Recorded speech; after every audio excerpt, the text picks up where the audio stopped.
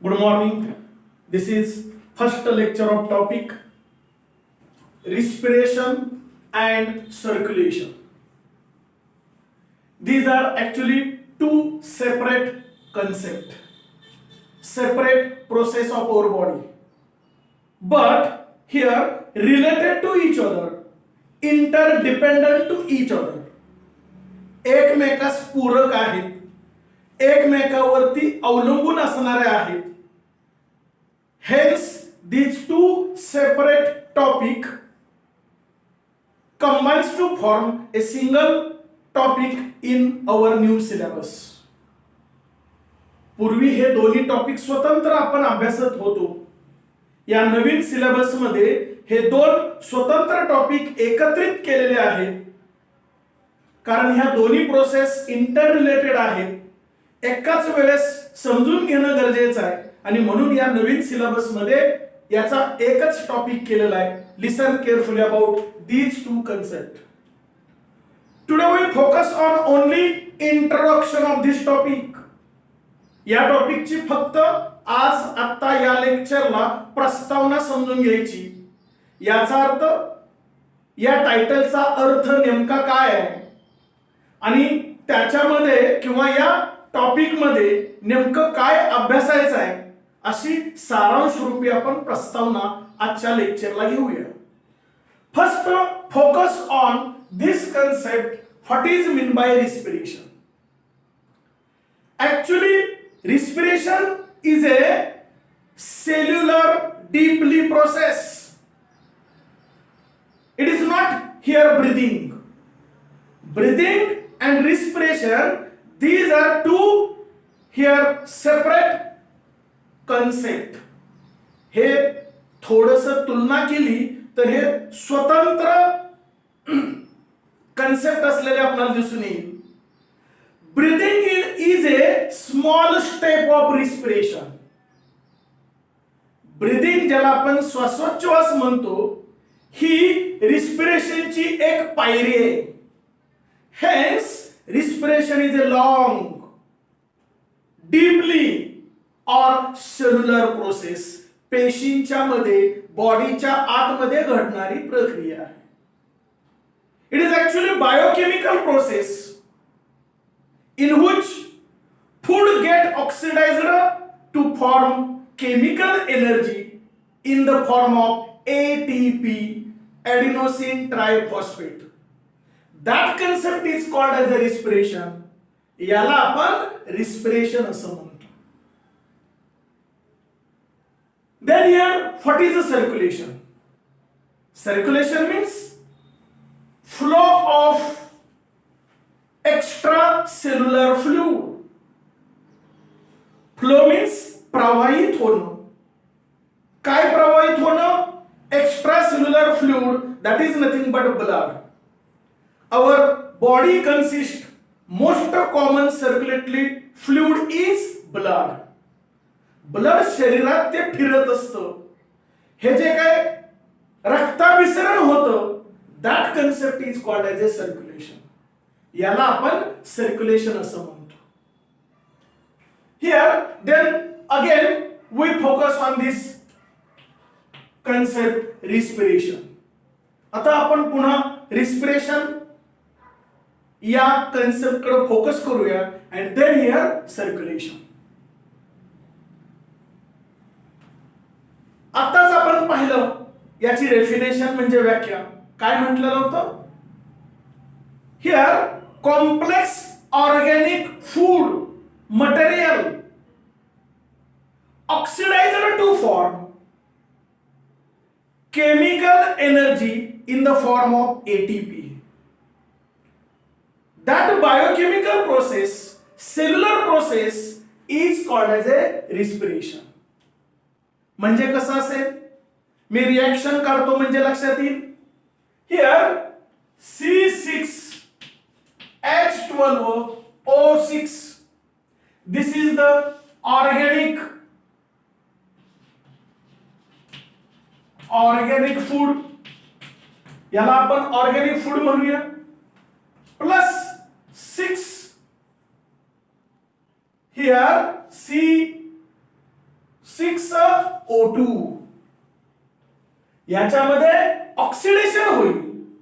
हे जे organic food आहे त्याचं ऑक्सिडेशन होईल and that here form 6CO2 plus 6H2O plus here 38 molecule of ATP. This is the proper reaction of respiration. ह्या reaction मध्येच या रिस्पिरेशनची व्याख्या अर्थ सामावलेला दिसून येईल. प्रॉपर मीनिंग पुन्हा एकदा पाहूया. C6H12O6 म्हणजे या ठिकाणी ऑर्गॅनिक फूड और organic compound it get oxidised. याचं ऑक्सिडेशन होईल आणि ऑक्सिडेशन झाल्यानंतर या ठिकाणी काय आपल्याला प्रोडक्ट मिळतात 6CO2 की जो आपण कार्बन डायऑक्साइड नाकावाटे बाहेर टाकतो तो. Then 6H2O. sometimes we eliminate water vapors from our mouth cavity as well as nose. नाकावाटे किंवा तोंडावाटे बाष्प जे जातं ते हे बाष्प असेल आणि खऱ्या अर्थानं बॉडीमध्ये 38 ATP ॲडिनोसिन ट्रायफॉस्फेट या पद्धतीनं एनर्जी तयार होते. ही एनर्जी तयार होण्याची प्रक्रिया बॉडीमध्ये जी घडते याला आपण रिस्पिरेशन असं म्हणतो. ही फार महत्वाची रिएक्शन आहे रिलेटेड टू रिस्पिरेशन. मग अजून विस्तारानं हा कन्सेप्ट समजून घेऊया. न्यूट्रिशन टॉपिक मध्ये आपण 5 स्टेप्स कोणत्या पाहिल्या. First ingestion, intake of food, अन्न खाणे. दुसरी स्टेप कोणती पाहिली होती. डायजेशन, पचन, conversion of complex insoluble food substances into simple and soluble form called as a digestion. पचन ही दुसरी स्टेप पाहिलेली होती. तिसरी काय पाहिलेली होती. ऍब्सॉर्प्शन. जे अन्न खाल्लंय, पचन झालंय त्याचं शोषण आतड्यामार्फत होतं, इंटेस्टाइन मार्फत होतं and mixed into the blood stream. रक्ताच्या प्रवाहात ते मिक्स केलं जातं. that concept is called as a absorption. म्हणजे अन्न खाणे, पचन होणं आणि पचन झालेलं तिसरं ऍब्सॉर्प्शन म्हणजे रक्ताच्या प्रवाहात मिक्स होणं. याचा अर्थ एनर्जी तयार झाली का तर नाही. केवळ अन्न खाऊन पचन होऊन रक्तामध्ये मिक्स होण्यापर्यंत होणं म्हणजे एनर्जी तयार होणं नाही. एनर्जी केव्हा तयार होते तर जेव्हा आपण रिस्पिरेशन करतो, श्वासोच्छवास घेतो. when we take atmospheric air means oxygen into the lungs or respiratory tract. हवेतला ऑक्सिजन आपल्या फुफ्फुसामध्ये येतो and this oxygen when mixed into the blood stream. रक्ताच्या प्रवाहात तो जो ऑक्सिजन मिक्स झाला हा ऑक्सिजन आणि न्यूट्रिशन प्रोसेस द्वारा रक्ताच्या प्रवाहात काय येईल. Complex food material, organic compounds येतील. हा ऑर्गॅनिक कंपाऊंड न्यूट्रिशन प्रोसेस द्वारा आणि हा ऑक्सिजन रिस्पिरेशन प्रोसेस द्वारा when combined in our blood stream. रक्ताच्या प्रवाहामध्ये जेव्हा हे दोघं एकमेकांमध्ये मिक्स होईल then also form here 38 molecule of ATP. Chemical energy. तर आणि तरच एनर्जी तयार होते which is useful to our body. ज्या एनर्जीची शरीराला गरज असते, ज्या एनर्जीची बॉडीतल्या प्रत्येक पेशीला, टिश्यूला, ऑर्गनला, सिस्टीमला गरज असते, ती एनर्जी तयार व्हायची असेल तर जे आपण अन्न खातो त्याचं केवळ पचन होऊन चालणार नाही तर ते रक्ताच्या प्रवाहात मिक्स झाल्यानंतर it get must be oxidised. त्याच्यामध्ये ऑक्सिजनची संयोग पावणं गरजेचं आहे. तर आणि तरच एनर्जी तयार होते, chemical energy which is useful to our body. की ज्याची शरीराला अत्यंत आवश्यकता असते to perform its own work as well as to survive.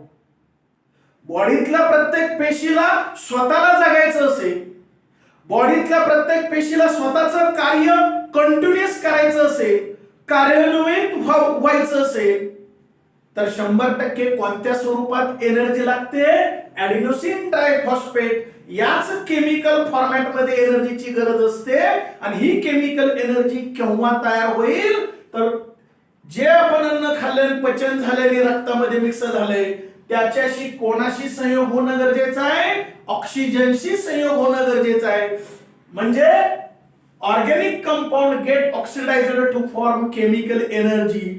That proper concept is called as a respiration.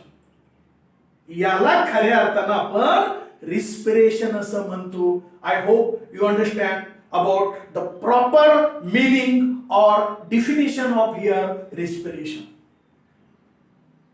ही रिस्पिरेशनची प्रॉपर डेफिनेशन लक्षात आली असेल. Here this process of respiration takes place with the help of surface area. Surface एरियाच्या माध्यमातून होतं. म्हणजे काय? Respiration takes place between organism and environment. सभोवतालचं जे वातावरण आहे त्या वातावरणातलं ऑक्सिजन असेल आणि आपली बॉडी असेल, ह्याच्यामध्ये जे गॅसियस एक्सचेंज होतं. थोडक्यात आपण आपल्या बॉडीतला कार्बन डायऑक्साइड सभोवतालच्या वातावरणामध्ये टाकतो आणि सभोवतालच्या वातावरणातला ऑक्सिजन आपण बॉडीमध्ये घेतो. हे जे exchange of gases takes place with the help of surface area. Surface area याला आपण सरफेस एरिया म्हणतो. And here this surface area have some basic characters. त्याला स्वतःची काहीतरी एक मूलभूत प्रॉपर्टीज असाव्या लागतात, मूलभूत कॅरेक्टर्स असावे लागतात, लक्षणं असावी लागतात. These properties are. मग सरफेस एरियाचे प्रॉपर्टीज कोणते असावे लागतात? Surface area must have large. Surface area कसा असला पाहिजे? लार्ज. हे पहिलं कॅरेक्टर असणं अपेक्षित आहे. The next, it must be moist. थोडस ओलसर असणं गरजेचं आहे. हेही अत्यंत महत्वाची प्रॉपर्टी सरफेस एरियाची असेल. And then third, surface area must be thin. तो पातळ असावा लागेल. जाड असलं तर गॅसियस एक्सचेंज होणार नाही आणि म्हणून तो सरफेस एरिया पातळ असावा लागेल. And vascular. Either it is made up of more than one cell. एका पेशीपेक्षा जास्त पेशींनी बनलेलं असेल. आपण बॉटनीचा कोणताही टॉपिक अभ्यास करत असताना तुमच्या लक्षात येईल झायलोएम फ्लोएम नावाचे टिश्यू असतात. या पद्धतीनं या ठिकाणी व्हॅस्क्युलर बंडल वगैरे तुम्ही त्या ठिकाणी शिकलेला आहात. हा तो कन्सेप्ट या ठिकाणी असेल.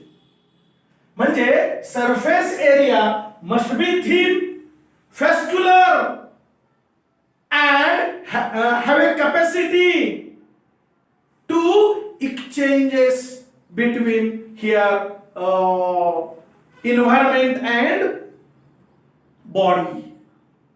शरीर आणि सभोवतालचं वातावरण याच्यामध्ये परमिएबिलिटी असली पाहिजे. Allow permeability, exchange of gases, हे अत्यंत महत्वाचं कॅरेक्टर असेल.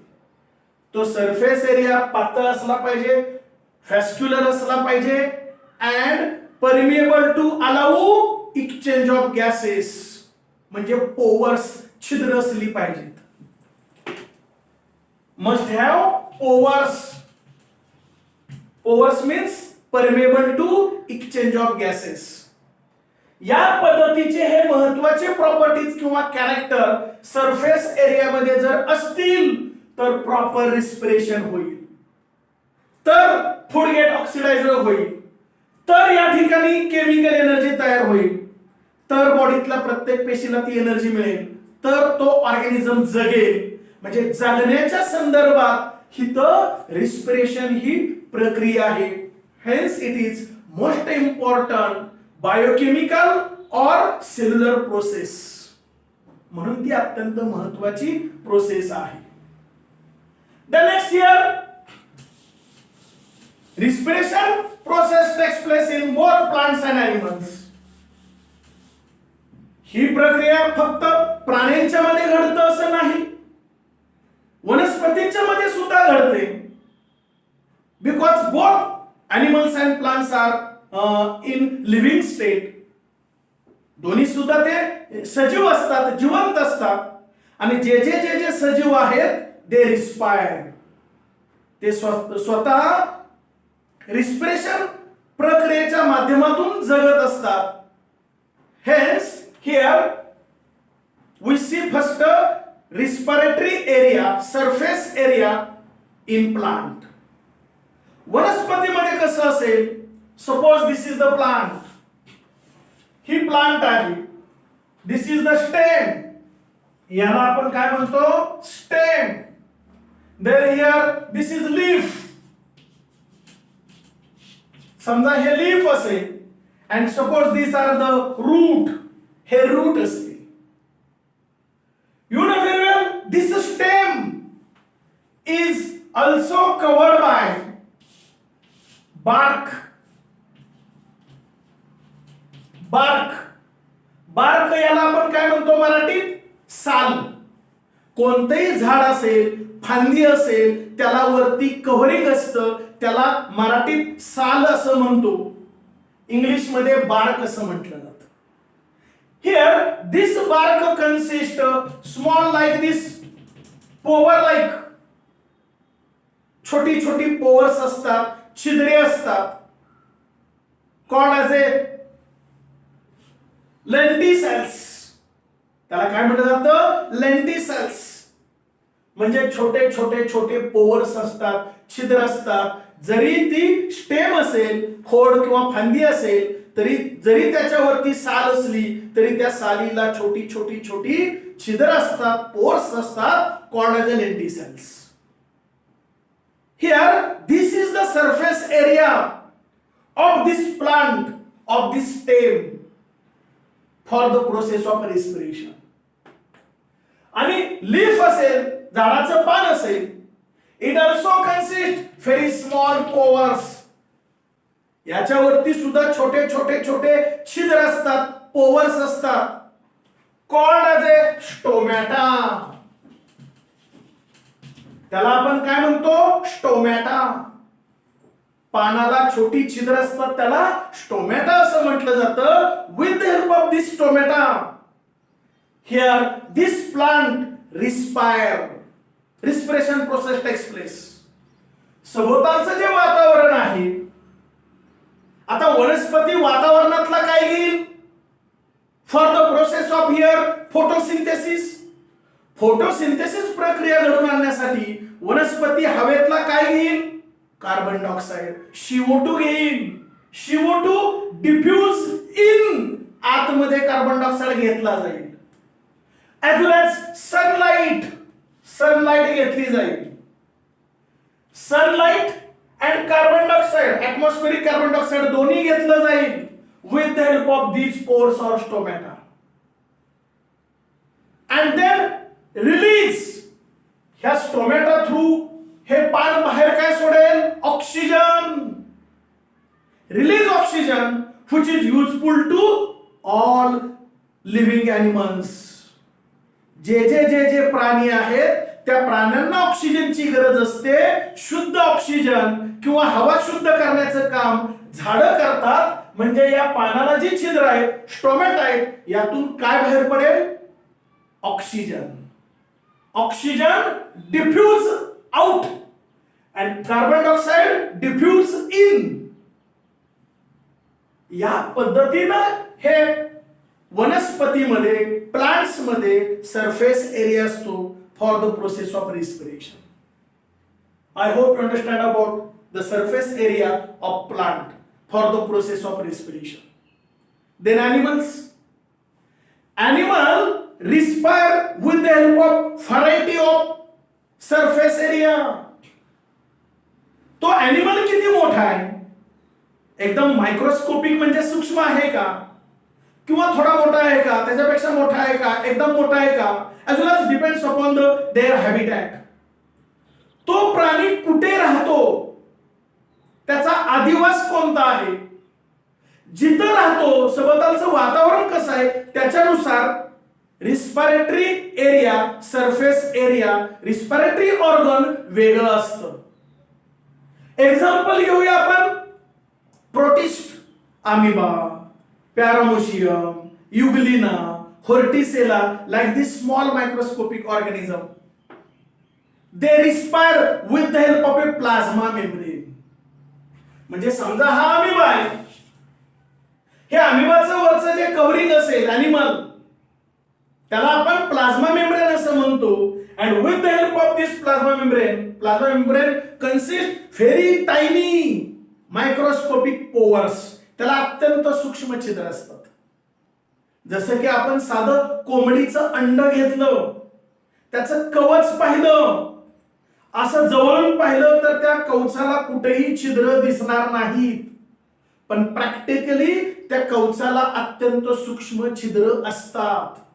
त्या पद्धतीने इथं हा जो प्लाझ्मा मेम्ब्रेन आहे प्रोटिस्ट, त्याला अत्यंत टायनी हा शब्द प्रॉपर आहे, अशी सूक्ष्म छिद्र असतात आणि त्याच्याद्वारा ते रिस्पिरेशन करतात.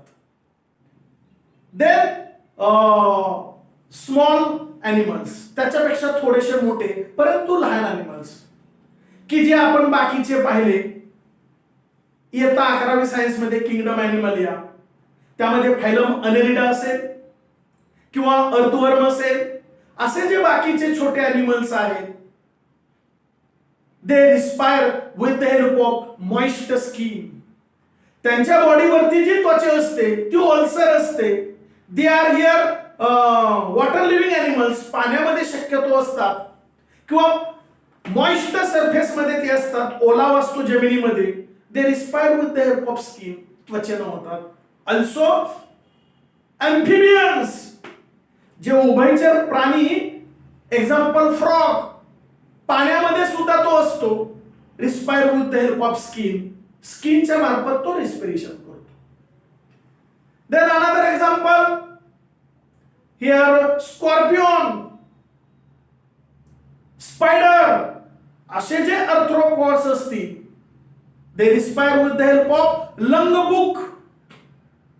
त्याला एक छोटस ओपनिंग असतं, त्याला लंग बुक असं त्या रिस्पिरेटरी ऑर्गनचं किंवा सरफेसचं नाव आहे, लंग बुक. स्कॉर्पियन मध्ये असेल किंवा स्पायडर मध्ये असेल. अशा पद्धतीनं वेगळ्या प्राण्यामध्ये वेगळा सरफेस एरिया असेल for the purpose of respiration. Then here insect, कीटक, एक्झाम्पल कॉकरोच. कॉकरोच मध्ये ट्रकियल ट्यूब असेल अशा पद्धतीनं. It again divide and redivide, त्याचं डिवायडेशन होईल. And then small opening called as a spiracles. Spiracle, छोटस ओपनिंग असतं, कडेला असतं, त्याला स्पायरॅकल असं म्हणतो. म्हणजे some organism respire with the help of spiracle, some respire with the help of a book lung, some respire with the help of plasma membrane, some animal respire with the help of a outermost coating means skin, and then reptiles, aves and mammals, हे राहिलेले सर्व मोठे प्राणी respire with the help of lungs, फुफ्फुसाने respiration करतात. या पद्धतीनं animals मध्ये रिस्पिरेटरी ऑर्गन्स वेगळे असतात, रिस्पिरेटरी सरफेस एरिया वेगळे असतात.